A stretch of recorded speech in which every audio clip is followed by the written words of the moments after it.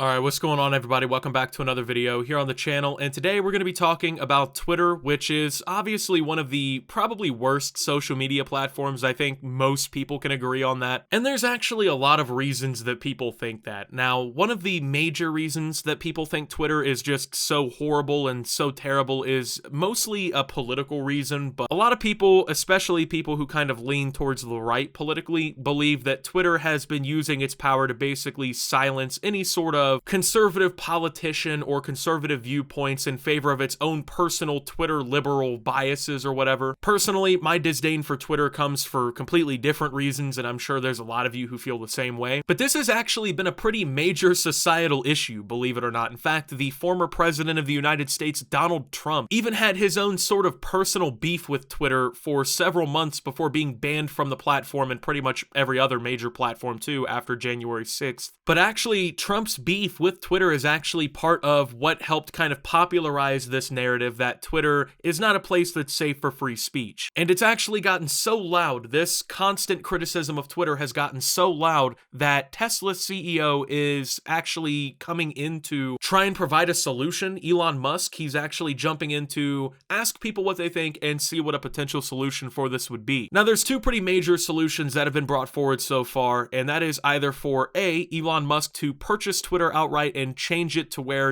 people can say whatever they want, or B, to build his own social media platform that would have more lax rules and restrictions, allowing more quote free speech, and basically being an overall better platform for, people to share narratives and debate and talk about different things, right? Now, one of the reasons that people have called for Twitter to have this massive change kind of implemented is because of what they call the de facto town square, okay? This is something I've heard multiple times even before Elon Musk himself said it. And what this basically is it's saying that websites like Facebook and Twitter that have all of these active users, which are in the billions, are actually more important and more fundamental to like public discourse and debate about subjects than like going to the town square would have been in like the 1600s. Which is somewhat true. When you look at a good amount of like public opinions and debate and talking about these types of topics and stuff, it does happen through social media because, well, social media has been one of the first technologies invented that has been able to globally connect people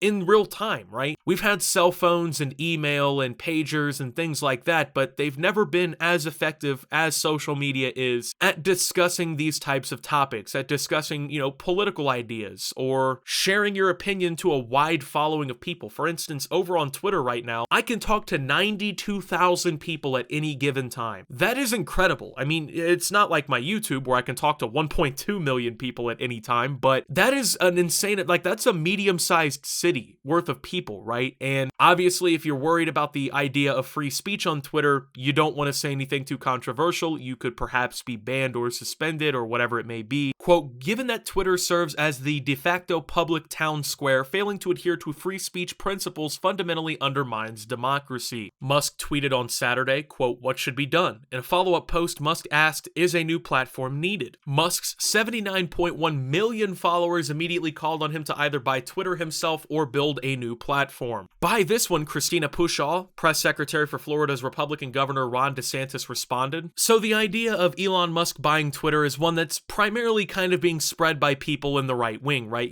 These people have already for years been screaming that Twitter is undermining their free speech because primarily of like the whole content warning filter kind of thing that was being put under Donald Trump's tweets. Obviously, he was a Republican when he was in office, and they kind of took it as, oh, people on the right are being suppressed. These Silicon Valley fucking nerds out here, bro, look at them. They're over here suppressing free speech because they're liberals and they don't like what we have to say. That's kind of been the narrative that's been spread from the right for years now, including from former President Donald Trump. And, with this in mind, with Elon Musk, who is obviously one of the richest people on the planet, kind of spreading this idea that Twitter is undermining free speech, now it's gotten to the point that this could be a little worrying for Twitter, right? Because this is somebody with 79 million followers on your platform, right? One of the most influential people on the planet, Elon Musk, the guy who is the CEO of Tesla, SpaceX, he's basically publicly calling your company out, right? And saying that you undermine free speech and something should be done. Well, not necessarily saying something should be done, but asking other people if something should be done. And by the way, when you actually look at that poll, when you realize the results of it,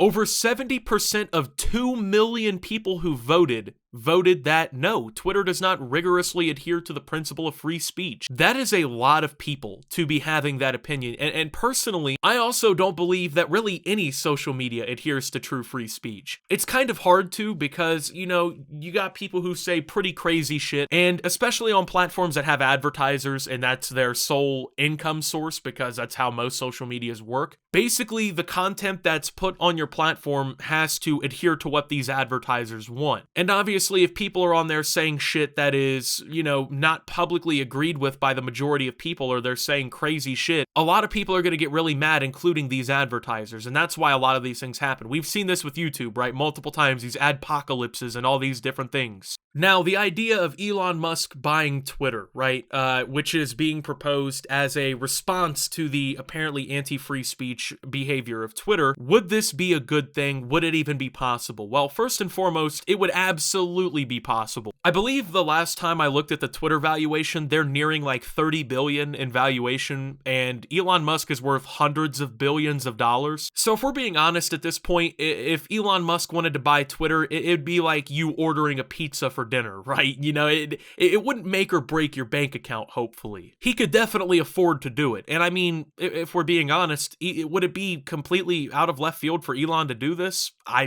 don't think so. The guy runs a private rocket ship company, a private, you know, fucking battery-powered car company. He's one of the minds behind other products like PayPal and other shit too. I would not be surprised at all if Elon Musk was able to pull this off and actually purchase Twitter outright. Now, obviously, the odds of him becoming like the 100% owner of Twitter or anything, that's just not realistic because it's a publicly traded company, and obviously, you're not really going to get to 100% of the company unless you literally just buy up every single share ever. I mean, which I don't know if everyone's just going to let go of their Twitter stock like that, but it is definitely possible, and Elon Musk actually ended up in this whole thing, and he basically expressed interest in having his own social media platform. Musk's original post asking his followers what should be done about Twitter censorship was retweeted over 10,000 times and liked over 62,000 times an hour after being posted. Twitter has been widely criticized for years by conservatives who say the social media giant has censored free speech, including this week when the company put warning labels on articles published by The Federalist saying it may be unsafe. Twitter later removed the warning labels and told Fox News Digital that the company had, quote, mistakenly flagged the posts. Twitter previously took part in the widespread effort to suppress the New York Post's bombshell reporting about Hunter Biden's laptop in the final weeks of the 2020 presidential election, which was authenticated by the New York Times last week. Now, with Musk basically showing interest in at least creating his own social media platform, this now creates the debate, are we going to get another one of these alt-tech websites, you know, like your Getters or your Truth Socials like what Trump created? What exactly are we going to get? Now, of course, that's completely left up for debate at this point. We have no information that Elon is even working on a social media platform for himself or anything. So if it did come out, I mean, who knows? Could it be different? I would honestly hope so, because the vast majority of these alt-tech websites that I've joined or try to use have just been bad. I mean, Truth Social, I haven't heard really anything about it since it came out. It had really long wait times and stuff, but when I read through the like the terms that you agree to, I saw some pretty questionable things. You know, it propped itself up as like a free speech platform, but you weren't allowed to type in all caps, and you weren't allowed to say anything that would be deemed, you know,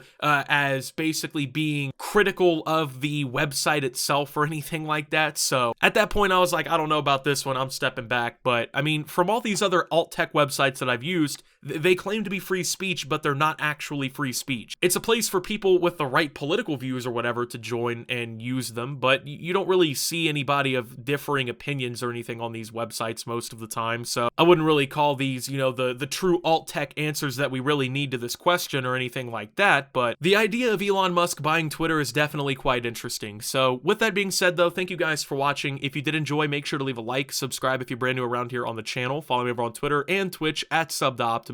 Make sure to check out Shop Opti down below. And until my next video, guys, this is Optimus, well, talking about Elon buying Twitter, or at least having his own social media platform, and signing out.